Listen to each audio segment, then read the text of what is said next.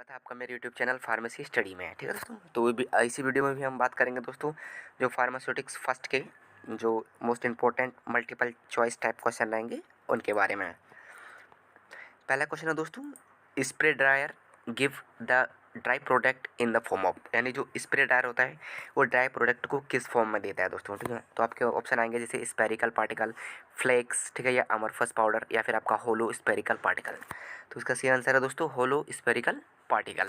ठीक है, अगला क्वेश्चन है, in tableting operation granules are dried by, जब हम टैबलेट का ऑपरेशन बना रहे हैं तो ग्रेनुल्स को किसके द्वारा ड्राइड किया जाता है। तो इसका सही आंसर है दोस्तों स्प्रे ड्रायर, यानी ग्रेनुल जो होते हैं उनको ड्राई करने के लिए हम स्प्रे ड्रायर का क्या करते हैं, यूज़ करते हैं।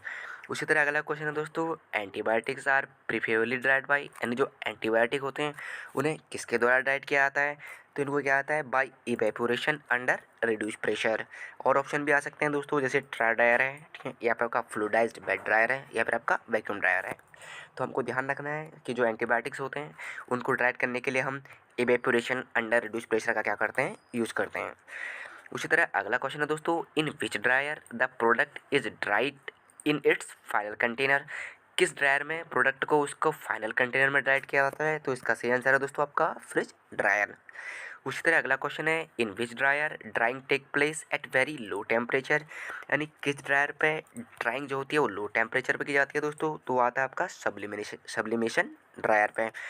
उसी तरह अगला क्वेश्चन है कि enzyme preparation are dried by, जो इंजाइम प्रिपरेशन होंगे वो किसके द्वारा ड्राइड किए जाते हैं दोस्तों। तो इसका सही आंसर है दोस्तों आपका फ्रिज ड्राइंग द्वारा। उसी तरह अगला क्वेश्चन है, which one of these dryer gives the hygroscopic product, इनमें से वो कौन सा ड्रायर है जो हाइग्रोस्कोपिक प्रोडक्ट देता है। तो उसका आंसर है दोस्तों आपका फ्रिज ड्रायर। उसी तरह अगला क्वेश्चन है दोस्तों, in which dryer the material is frozen before actual drying, ठीक है, मतलब कौन से ड्रायर में मेटल को फ्रोजन किया आता है एक्चुअल ड्राइंग से पहले। तो वो है दोस्तों आपका फ्रिज ड्रायर में। उसी तरह अगला क्वेश्चन है, temperature and time used in most heat installation is, यानी जब हम मोस्ट हीट इंस्टॉलेशन कर रहे हैं तो हमें कितने टेम्परेचर कितने समय के लिए रखना है दोस्तों। तो हमें 120 डिग्री सेंटीग्रेड का टेम्परेचर रखना है 30 मिनट के लिए। 120 डिग्री सेंटीग्रेड का टेम्परेचर 30 मिनट के लिए। उसी तरह अगला क्वेश्चन है, the lethal effect of moist heat on microbes is due to, यानी जो माइक्रोब्स होते हैं उन पर जो लीथल इफेक्ट होता है मोस्ट हीट का वो किसके कारण होता है। वो होता है दोस्तों आपका डीनेचुरेशन ऑफ स्ट्रक्चरल प्रोटीन का जो डीनेचुरेशन हो जाता है उसके कारण होता है। उसी तरह अगला क्वेश्चन है, ऑटोक्लेव इज कंसर्न विथ, यानी ऑटोक्लेव किसके लिए यूज़ किया जाता है दोस्तों। तो ऑटोक्लेव जनरली यूज होता है आपका मोस्ट हीट स्टलाइजन में, जबकि ड्राई हीट स्टलाइजन में क्या यूज़ करते हैं दोस्तों हम, हॉट एयर ओवन। उसी तरह अगला चीज़ है आपका sulpha powder are sterilise by, तो सल्फा पाउडर जो होते हैं वो किसके द्वारा स्टलाइज होते हैं, ये होते हैं दोस्तों आपके हॉट एयर ओवन। और हॉट एयर ओवन में हम किस चीज़ का यूज़ करते हैं, ड्राई हीट स्टलाइजेशन का यूज़ करते हैं।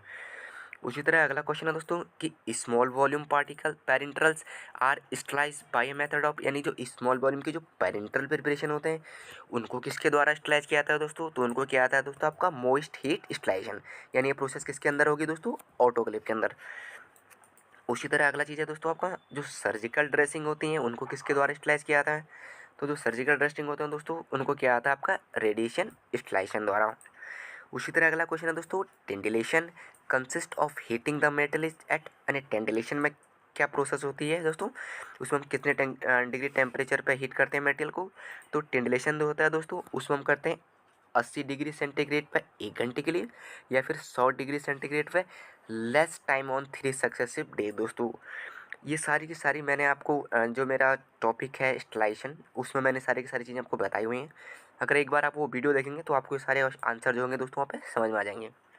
उसी तरह अगला क्वेश्चन है कि dry heat distillation destroy the microbes due to, जब हम ड्राई हीट डिस्टिलेशन कर रहे हैं यानी जब हम हॉट एयर ओवन का यूज़ करते हैं तो उसमें जो माइक्रोब्स होते हैं वो किसके कारण मरते हैं, डिस्ट्रॉय होते हैं दोस्तों। तो उसमें आपका ऑक्सीडेशन प्रोसेस के कारण क्या होते हैं, डिस्ट्रॉय होते हैं।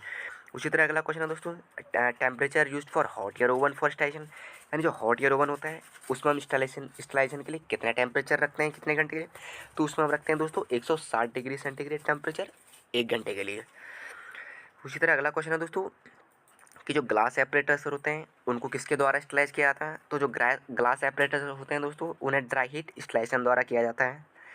उसी तरह अगला क्वेश्चन है, which of this is used in radiation station, यानी रेडिएशन जब स्टेशन होता है दोस्तों उसमें किसका यूज़ किया आता है, अल्फा पार्टिकल का यूज़ किया आता है, बीटा पार्टिकल का यूज़ किया आता है, गामा पार्टिकल का यूज़ किया आता है या एक्सरे का यूज़ किया आता है। ठीक है, जब हम रेडिएशन स्टेशन करते हैं दोस्तों तो उसमें हम गामा पार्टिकल का यूज़ करते हैं दोस्तों।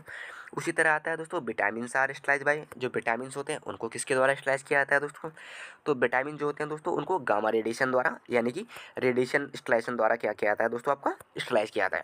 ठीक है दोस्तों, तो इसी प्रकार की और बेहतर वीडियो को देखने के लिए आप मेरे यूट्यूब चैनल फार्मेसी स्टडी को लाइक और सब्सक्राइब करना ना भूलें। तब तक के लिए धन्यवाद।